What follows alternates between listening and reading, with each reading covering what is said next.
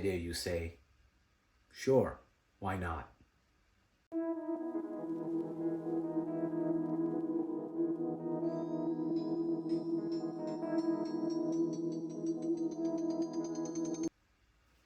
Hello and welcome back to another episode of Fumbling Through the Galaxy with your host, Severus Snape. Today's video is going to be a little different from the formats that I've been doing so far in that today will really be about a recent haul that I got when I did a Comic-Con. So where I live in Southern Ontario, which is Toronto, or I don't live in Toronto specifically, I'm on the outskirts. It's considered the GTA, the Greater Toronto Area, just like you would have metropolitan New York, New York City, that kind of concept. So we have every 3 months or quarterly, there is the Ontario Collector Con. This is organized by a group of people who also do an annual Star Wars Expo as well as Transformer Expo, TFCon. Now, what's really neat about this is it happens every 3 months, and then the TFCon and the Star Wars Expo are kind of squeezed into that, and they do all around Southern Ontario. And it brings a host of different vendors and different collectors from across all spectrums. So you've got your Motu, your Mythic Legions, your Star Wars, of course, your Transformers. My Little Pony I've seen. So it's pretty diverse, really cool. So you've got your brick and mortar stores that are coming in and doing and online stores, in fact, doing their booths. And then you've got a lot of just private collectors like you and me that have amassed a lot of stuff. And we all know that one of the ways as a collector that you can continuously turn stuff over is to rent a table at one of these events, bring out your personal collection, price it in a way that it's priced to sell. Don't put a sentimental attachment to it. Word of advice. And and then flip it to some pieces that you may want to buy. So through this, the last 3 or 4 years, I've gotten to know a lot of really cool private collectors as well as stores within and around the GTA area, and I've been able to broker some really great deals and find some really great pieces. And what's really neat is, sometimes something that they may not bring to the show because maybe it's too cumbersome or they're not sure that the market's there for it. Like, you don't see a whole lot of hot toys, to be honest with you, because, is the market there, right? So if all you're bringing is, and to give you guys an idea of Canadian dollars, if your hot tail's retailing in the US for $300, in Canada, you're normally looking at about $400 to $500 for any hot toy. And that the reason being that anybody who's buying it has paid for duties and shipping and all that. So that's all factored into that. So it's very rare to find hot toys here any less than $400. Now, I'm not saying you won't, but it's not commonplace. So, you're a vendor at these shows, are you going to bring all your $400 or $500 plus pieces? Probably not. That's not really the market, as you all know. So, just like shows in the States that I've seen, like the Xeno Ohio show and the Toylanta show that I follow every year and just get so jealous that people go to these massive shows. You get a real mix, right? So you got a couple people might pepper in a couple of really rare pieces, but it's not common. So hence why it's really important to develop relationships with people, which is another reason why I love collecting in person. Because when you develop these relationships, you also then come across these great pieces where you can say to somebody, hey, you know what? Or they'll reach out to you and say, look, I've got these pieces. Are you interested? If you are, I'll take the time to bring this to the show and you can have a look at it and we'll work out a deal and, I can give you a better deal and so on and so forth. So I've developed some relationships with a few people that carry some of the stuff that I'm into. So they are carrying the hot toys, the premium format Gentle Giants, the premium format sideshows, and so and then just really hard to find other pieces. So it's really cool. I'm going to leave a link. You should check them out if you're in and around the GTA area. It's really worth going to these shows, checking them out. They're going to have a good cross section of anything. What's really cool is it's normally Also put together at the same time in a separate room, same area, same location but different hall, is the Comic Con. So they've got like for the comic book collectors. I normally buy the VIP pass, which is a super affordable. You get in an hour early. You get to go either side. So you get to check out the toy side. You get to check out the comic book side. So it's a lot of fun. I don't collect comic books, but sometimes some of the comic book guys have stuff on their table that have surprised me, and they've actually got collectibles there, that toy collectibles that I'm looking at. And eventually I will probably venture into hard physical media for the Dark Horse comic books and Marvel Star Wars comic books. So right now I've got everything on a Kindle and other apps where I've got all those comic books on there. But it would be nice to probably have them in a bag on a slab, I think they call it. Is that comic book terminology? Please don't kill me. On a slab in a bag somewhere in your collection. So that's one of the things I've been looking at. And what's really cool is they're pretty well priced, and you know, I probably go in and just buy the whole series of Darth Vader, for example, up to date. So that's one that I'm particularly interested in getting in physical form. Anyways, so what did I pick up at the last show? The last show was actually really neat. I didn't pick up a whole lot, but I picked up absolutely incredible, rare, hard to find pieces for me, and that I've been looking for a long time. So let's get to these pieces. Not going to be crazy, but for me, these were kind of not grails. Well, one was a grail. The others were just check marks that I wanted to put along. So as you know, or as I've said, if you don't know, I don't really collect a whole lot of stuff outside the premium format figures and the, you know, again, Gentle Giant, what I said earlier. But one thing that I do love is I do love the Black Series figures that have to do with the shows that I'm into, which, if you don't know, I'm really into the Clone Wars era as well as Rebels era stuff, but primarily Clone Wars era. Do love OG original trilogy, of course. I've seen them all in the theater, old enough to have done that. So as it comes to very signature pieces, but mostly as it comes to the Black Series stuff, I'm strictly mural and strictly Clone Wars and Rebels. As you can probably see in the background, all the yellow stuff is the Clone Wars mural series of Black Series. They're continuing. However, there's a piece there for the Rebel set, the purple one, that they didn't release in this form, but they released it as a San Diego Comic-Con exclusive, and that is Grand Admiral Thrawn, which, you know, I've been really looking for him for a long time. I've seen him on some toy shows go for like crazy amounts. I've seen him go for pretty reasonable amounts. In Canada, of course, I was expecting to pay quite a bit. Turns out, though, I ran into a collector this past weekend who had it priced exactly what I thought it should be for Canadian dollars, and it was like an immediate deal, and he even knocked off some money from it, so I was really happy. And this is the San Diego Comic-Con Thrawn 2022 exclusive. So such a great box, right? So you've got your Admiral. Hopefully you can all see that. You've got Grand Admiral Thrawn. I'll take away the reflective piece, which is just really neat. You can see that. Really neat kind of packaging. Here you've got your box art. Hopefully that's not glaring too badly in the light. And then it comes as like this deluxe figure that opens up. And now what's really cool is you can see that like nothing's been touched here. Nothing has been taken out of the box. So it's all mint there. So you've got your Thrawn. You've got all the other accessories. I think there looks like there's a temple guard there. Temple guard helmet.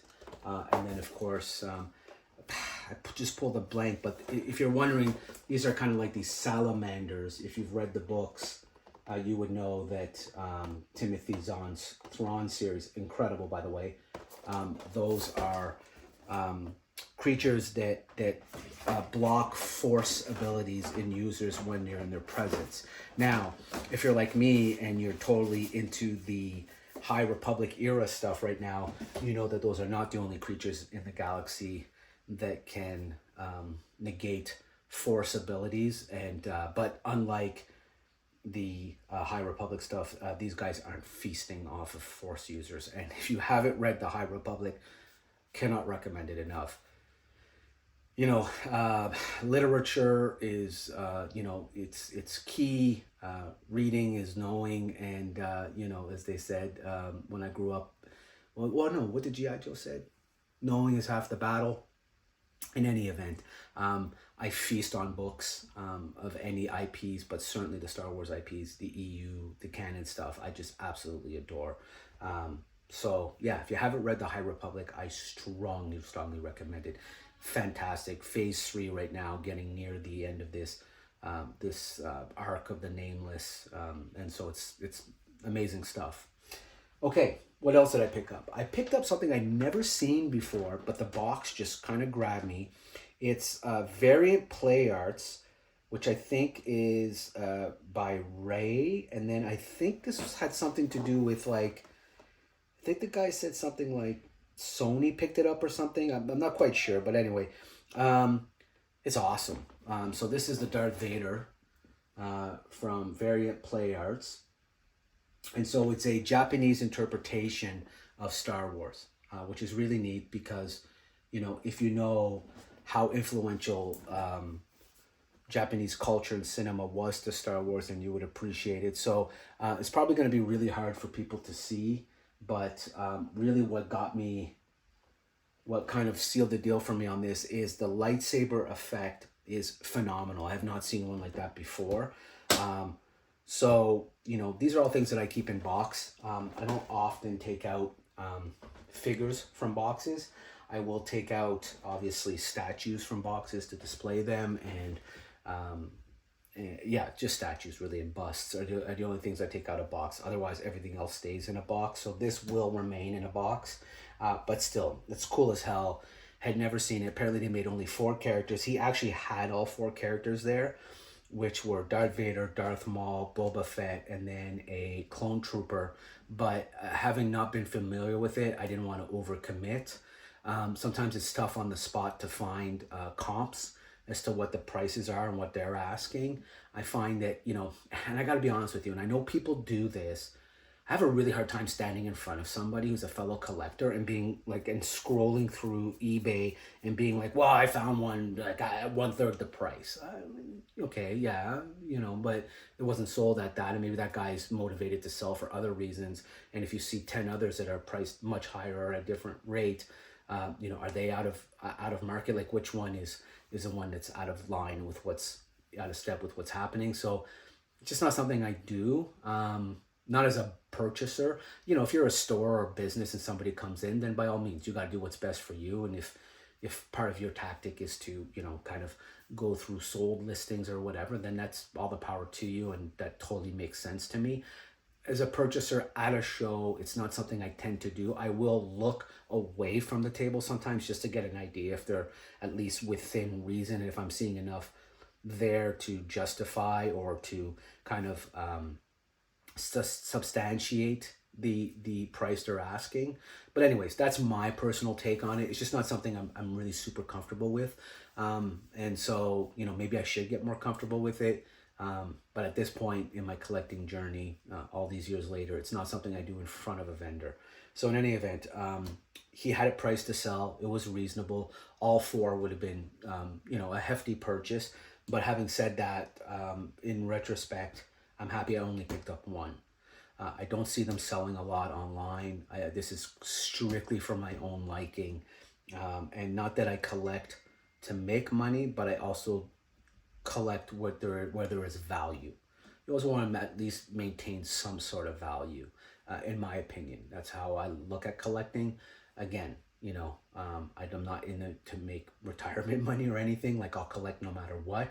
But I also want stuff to at least hold its value. Nothing's more frustrating to me than buying something that I know is just going to be like at Ollie's. Well, that's for you American guys who keep posting these Ollie's videos. For us, I'm not even sure where it ends up. I don't go looking for those pieces. It's not stuff that I collect, but I'm sure we have our discount vendors where it ends up at as well. Anyway, enough about that. The next piece I picked up, which for me is shocking, is actually not a Star Wars piece. But it is from my childhood. I had all the toys, literally all the toys, the whole line as a kid. It's not something I want to collect as an adult. I enjoyed it as a kid. I thought it was a lot of fun. I'm not as nostalgic about this particular line as many other people are. It's not a knock on the line. It's not a knock on the IP. I still watch all the cartoons on Netflix. I quite enjoy it. But for me, it was very transitional to that childhood, to that part of my childhood, and it never carried over. And there are several lines like that for me that just never carried over. Star Wars was the carryover for me, so everybody's got the carryover. But this is actually, I bought this because I'd never seen it. I thought it was really, really cool. There was some other people selling there. This was actually, again, like as I said, developing relationships. This was a good friend of mine, or at least a friend. This is one of the collectors that I've gotten to know at the show, and I've always bought a lot of great Star Wars pieces from him, specifically a lot of Gentle Giant statues. And so, you know, I kind of saw that he was a little low on Gentle. Hey, actually, he had no Gentle Giant, no Star Wars this time, but I did also notice that he was kind of slow at his table, which is crazy because he had some signature pieces. And so this is, again, that thing I was talking about at the beginning is, do you bring all your best stuff, or do you bring stuff that, you know, is kind of priced to like lower end stuff that's just like get it off the table? He had a Galactus, a HasLab Galactus, and he had it priced like at a crazy good price. It's definitely not something I would be able to use or do anything with. I almost pulled the trigger again because I just love signature pieces. But anyway, instead I ended up going with, again, another San Diego Comic-Con exclusive, which is this 40th anniversary He-Man San Diego Comic-Con exclusive. So what's cool is you can see it kind of opens, and then you've got Prince Adam on one side, and then you've got Skeletor on the other side. I think what makes this piece unique, from what I understand, is that all the accessories are actually made out of real steel. So the sword, the shield, everything is actually made out of real steel underneath. So I think you can, let me see if I can do this here. Right, okay, so if you take off this cover, you can see that there's, hopefully you can see that, there's 2 mini comics, which is kind of cool. And then there's the swords, the shields, everything is made out of actual steel. So what really closed the deal on me is not so much that it was like a Comic-Con exclusive, whatever, which is obviously something I do like, but it was the fact that it was the 2 characters that I loved most from the franchise growing up. Those were my 2 characters that I always liked, and that it had the mini comics. And that's really, for me, the one thing that I remember most about He-Man as a kid was like the inclusion of those mini comics. I thought were just awesome. And then as you watch like the story of He-Man, and if you've ever seen a documentary called The Power of Grayskull, made by a fellow Canadian called Rob McZob. I'm just totally blanking on his name. He also did this great documentary on Mr. Dress Up. Anyways, Power of Grayskull.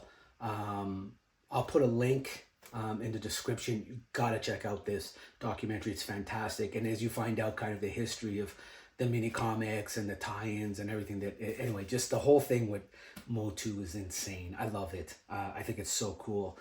Now, recently at one of the shows, I think it was like one of the Atlanta shows, they showed a 1/12 scale Castle Grayskull. If you're somebody who got that, wow, awesome. Like seriously, that is so cool. Anyway, so that was the other signature piece I got. And then finally, well, no, not finally, actually, I got 2 more pieces to show you. One is this Boba Fett helmet. So Black Series helmet. I collect these. This is my this is my 12th helmet. I actually pinned them on the wall. This is my 12th helmet. I love these. I think you can actually wear them and they voice modulate, some of them, like the Darth Vader one and stuff. I just hang them on the wall. For some reason, Boba Fett was like one of the, like, I just never had gotten him. And again, I think mostly because I collect Clone Wars stuff, I was mostly concentrating on Captain Rex and Clone Commanders and, you know, Phase 1 and Ahsoka's Army 332nd Brigade, all that kind of stuff. That's what I was mostly looking for, as well as Bo-Katan.